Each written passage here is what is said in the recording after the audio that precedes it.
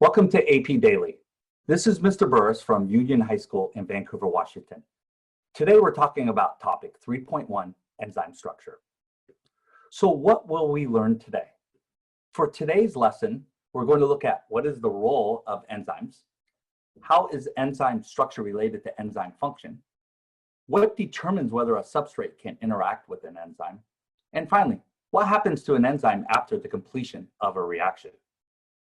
So let's dive in. Enzymes are biological catalysts that speed up biochemical reactions. Most enzymes are proteins, so they have a tertiary shape that must be maintained for functionality. They have a region called an active site. So if you take a look at the picture, you'll notice two different enzymes, two different active sites. A molecule that can interact with an enzyme is called a substrate. Enzymes have an active site, specifically that interacts with substrates. That active site has a unique shape and size. It can have a chemical charge or charges or not.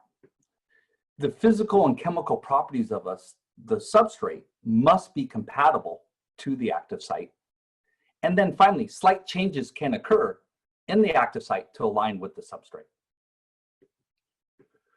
Enzyme names often indicate the substrate or chemical reaction involved. These names often end in ASE. For an example, sucrase. Sucrase is an enzyme that digests sucrose. Enzymes are reusable. They are not chemically changed by the reaction. Cells typically maintain a specific enzyme concentration. And finally, enzymes can facilitate synthesis or digestion reactions. So that is shown in the picture on your screen. So let's practice. For today's practice, the skill focus is concept explanation. So you're going to explain biological concepts and/or processes. So let's take a look at the question.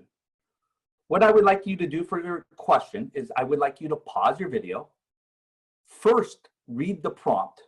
Look for the bold-faced word, that is the task verb, and then ask yourself, what are you being asked to do? Then reread the prompt and formulate your answer. Once you have your answer, push play again. Welcome back.